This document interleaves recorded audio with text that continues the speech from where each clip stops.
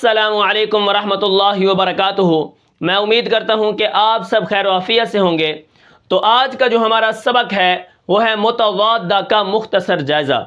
جیسا کہ آپ کو معلوم ہے کہ کل ہم نے جو صفات پڑھی تھی اس کے اندر میں نے آپ کو یہ بتایا تھا کہ یہ 10 صفات ہیں اور متضادہ ہیں، یعنی ایک دوسرے کی ضد بننے والی ہیں۔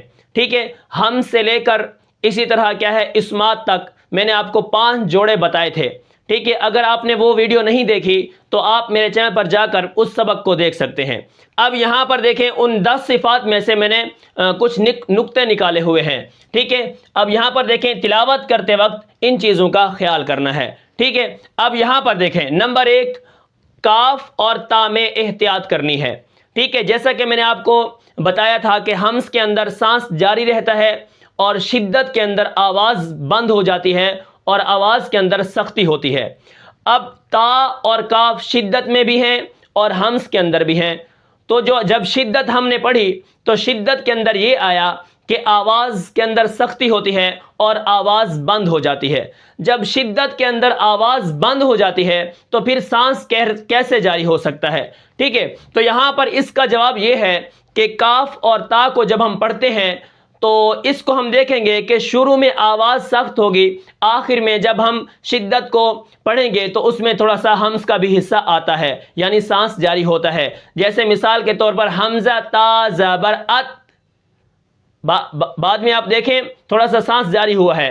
حمزہ تا زبر ات، شدت کی جو قوت ہے وہ شروع میں ہوگی، آخر میں آواز کیا ہے جب بند ہوگی تھوڑا سا سانس جاری ہوتا ہے۔ ٹھیک ہے، آپ یہاں پر دیکھیں، حمزہ کاف زبر اک، اک اک، یہ تھوڑی سی جو چھوٹی آواز نکل رہی ہے تھوڑی سی، ٹھیک ہے، یہ اس کی اصل ادائیگی ہے۔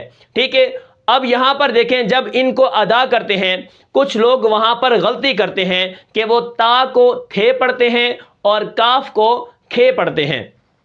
مثال کے طور پر آپ دیکھیں، اللہ اکبر، اللہ اکبر۔ ٹھیک ہے، جیسے کلا کلا کلا، یہاں پر دیکھیں کلا کلا۔ ٹھیک ہے، قل یا ایھا الکافرون کافرون، انعمت انعمت انعمت۔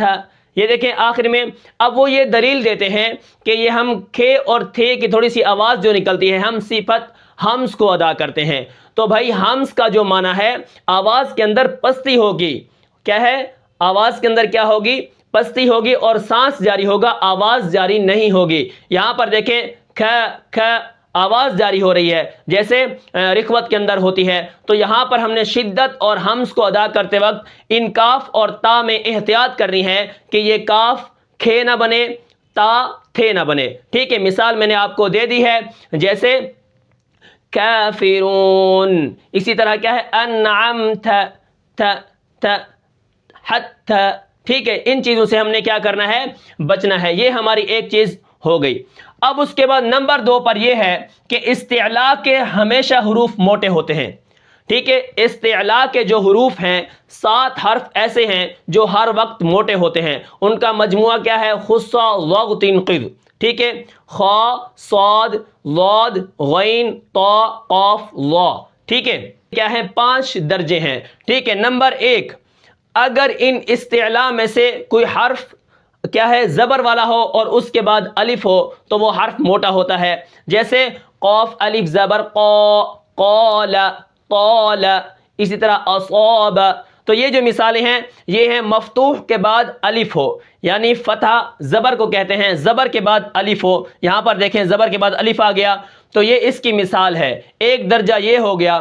ٹھیک ہے، اب اس کے بعد مفتوح کے بعد الف نہ ہو، ٹھیک ہے، زبر ہو لیکن الف نہ ہو، جیسے وقد، الف نہیں ہے، قاف کے اوپر زبر ہے۔ خلقکم، خا بھی موٹا ہے، قا یہ بھی موٹا ہے۔ ٹھیک ہے، اب اس کے اوپر کیا ہے؟ زبر ہو تب بھی یہ موٹے ہوں گے، اسی طرح زبر کے بعد الف آ جائے تب بھی یہ حروف موٹے ہوں گے۔ اس کے بعد نمبر 3 پر دیکھیں، مکسور ہو یعنی زیر ہو، ان کے اوپر کیا ہو؟ زیر ہو، تو پھر بھی کیا ہے؟ یہ حروف موٹے پڑھے جائیں گے، جیسے قیلا قیلا۔ ٹھیک ہے، قد قیل، اسی طرح لطیف لطیف خبیر، ٹھیک ہے، یہاں پر دیکھیں زیر ہے پھر بھی یہ حروف موٹے پڑھے جا رہے ہیں۔ اس کے بعد دیکھیں نمبر 4 پر اگر مضموم ہو، مضموم کا کیا مطلب ہے؟ یعنی اگر ان کے اوپر پیش ہو، جیسے قتلوا قاف کے اوپر پیش ہے، جیسے قل یا ایھا قل اعوذ، ٹھیک ہے، یہاں پر دیکھیں قاف موٹا ہو رہا ہے کیونکہ اس کے اوپر پیش ہے۔ بعضکم ذکم ضاد ہے موٹا ہو رہا ہے کیونکہ اس کے اوپر کیا ہے؟ پیش ہے، ٹھیک ہے۔ اگر پیش ہو، زبر ہو، زیر ہو، اسی طرح اگر اس کے بعد الف ہو تو پھر بھی یہ کیا ہوں گے؟ حروف موٹے ہوں گے۔ اب اس کے بعد جو 5واں درجہ ہے وہ یہ ہے کہ اگر یہ حرف ساکن ہو تب بھی یہ حروف موٹے ہوں گے، جیسے نخل اصحاب السعیر، صاد کے اوپر جزم ہے، خا کے اوپر بھی جزم ہے، لیکن یہ حروف موٹے پڑھے جا رہے ہیں۔ یہ 5 درجے ہیں کہ یہ 7 حرف جو ہیں ہر وقت موٹے ہوں گے، زبر ہو، زیر ہو، پیش ہو، ساکن ہو، ٹھیک ہے، ملا کے پڑھیں یا رک جائیں، جس طرح بھی آپ پڑھیں گے یہ 7 حرف موٹے ہوں گے۔ کون کون سے؟ خا، صاد، ضاد، غین، طا، قاف، وا، ٹھیک ہے، یہ 7 حرف کیا ہیں؟ ہمیشہ موٹے پڑھے جاتے ہیں قرآن مجید کے اندر۔ مثال لے لیں قرآن مجید سے، غیر المغضوب، غین کو میں نے موٹا کیا، اہدنا الصراط، صاد کو میں نے موٹا کیا، الذین، طا کو میں نے موٹا کیا، یہ خوبصورتی ہے، ٹھیک ہے۔ اگر آپ ان میں غلطی کریں گے، ان 7 حرفوں کو باریک پڑھیں گے تو ایک حرف دوسرے سے بدل جائے گا، ایک حرف کیا ہے؟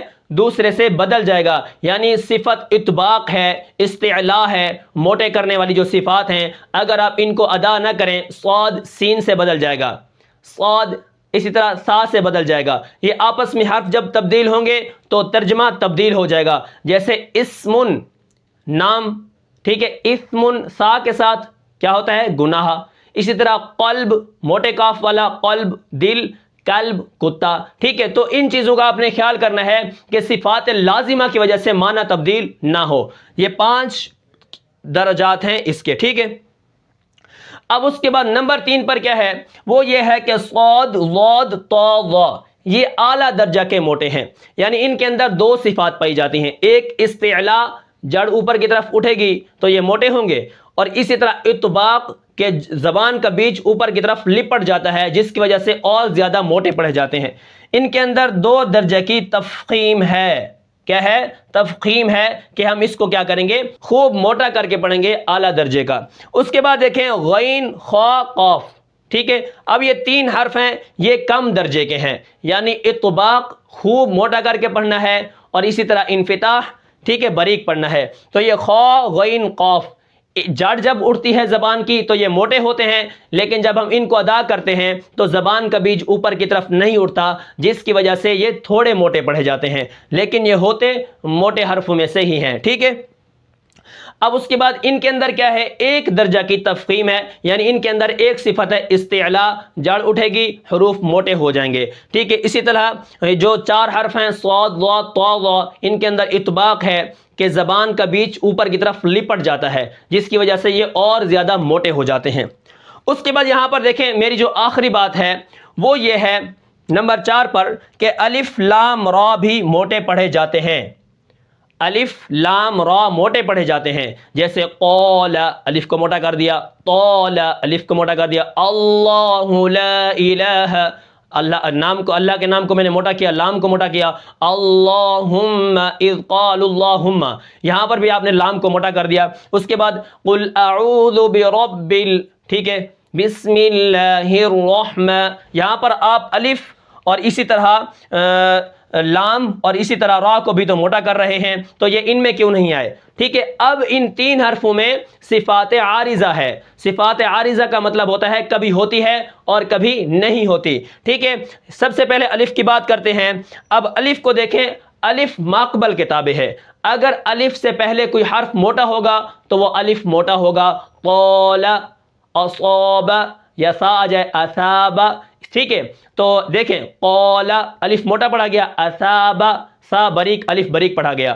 اگر الف سے پہلے کوئی حرف موٹا، الف موٹا پڑھیں گے، اگر الف سے پہلے کوئی حرف باریک ہوگا تو پھر الف کو باریک پڑھیں گے۔ اس کے بعد آگے ہے لفظ اللہ اور اللہم، ٹھیک ہے، جب اللہ کے پیچھے زبر ہو، اللہم کے پیچھے زبر ہو تو یہ لام موٹا پڑھا جاتا ہے۔ اس کے علاوہ جتنے بھی لام ہیں وہ باریک پڑھے جاتے ہیں، جیسے خلقکم، خلا، ٹھیک ہے، قل، قل یہ باریک ہے۔ تو لام سارے باریک ہیں، لیکن لفظ اللہ اور اللہم کا جو لام ہے یہ موٹا پڑھا جاتا ہے، کیونکہ ان کے پیچھے کیا ہے، زبر ہو یا پیش ہو تو یہ موٹے ہی ہوتے ہیں۔